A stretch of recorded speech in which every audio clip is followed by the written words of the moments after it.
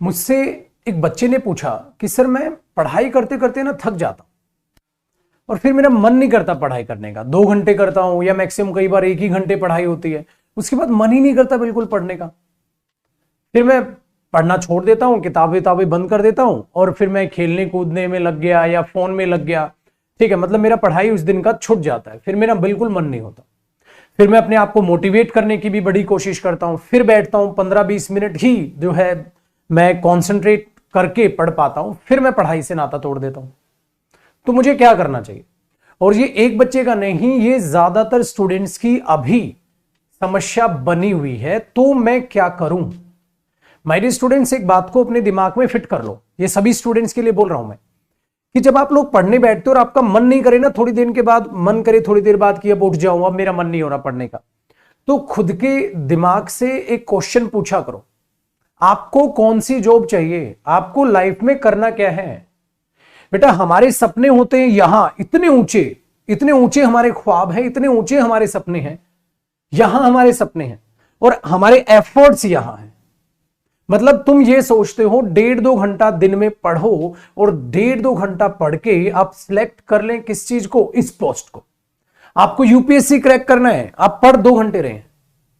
आपको अपनी लाइफ में अचीव बहुत कुछ करना है और आप एफर्ट्स 2 घंटे के डाल रहे हैं, क्या वो अचीव होगा? वो नहीं होगा भाई।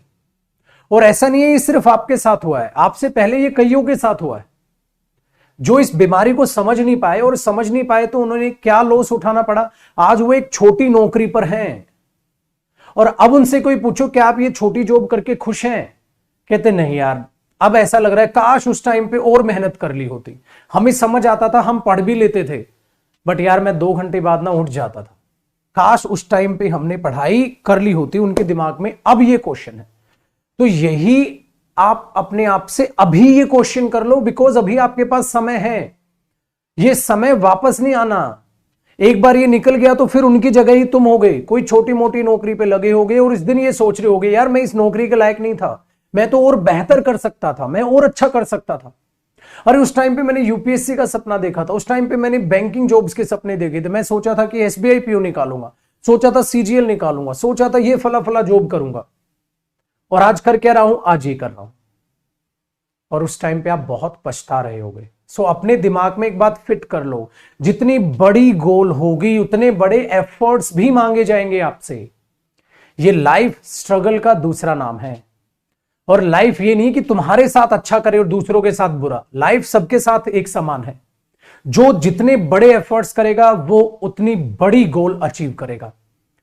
यूपीएससी टारगेट है तो यूपीएससी के इक्वल एफर्ट्स भी होने चाहिए, बैंकिंग टारगेट है तो बैंकिंग के इक्वल एफर्ट्स भी होने चाहिए, सीजीएल, सीपीओ, सीडीएस, एक्सवाईजेड, कोई भी एग्जाम आप अपनी लाइफ में निकालना चाह रहे हैं तो उतने बड़े एफर्ट्स भी होना चाहिए। एक बिजनेसमैन जब भी कोई बिजनेस स्टार्ट करता है तो वो क्या सोचता है? मैं भी एक इतना बड़ा बिजनेसमैन बन के दिखाऊंगा ना, बस कोई हद नहीं।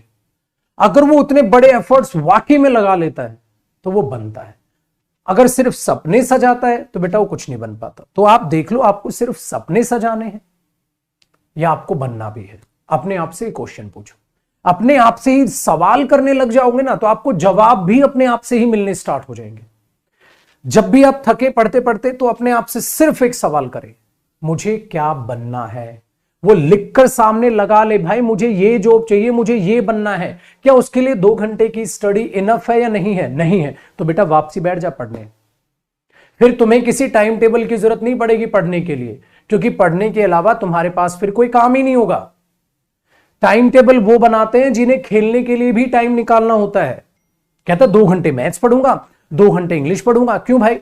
अगर तेरा उस दिन 3 घंटे मैथ्स पढ़ने का मन हुआ तो मजदूर थोड़ी ना है, तो 2 ही घंटे पढ़ेगा। तेरे को शेड्यूल दे दिया गया तो अपने आप को शेड्यूल में, उस टाइम टेबल में जकड़ो मत, अपने माइंड को रिलैक्स रहने दो। जब तक मैंने मैथ्स पढ़ूंगा, जब तक मैंने इंग्लिश पढ़ूंगा, जब तक मैंने जीएस पढ़ूंगा, जब तक मैंने रीजनिंग पढ़ूंगा, जब तक मैंने XYZ कोई भी सब्जेक्ट पढ़ूंगा, मेरा मन है बस पढ़ूंगा, पढ़ने के अलावा कुछ नहीं करूंगा, तो फालतू का टाइम बर्बाद करना ऑटोमेटिकली छूट जाएगा।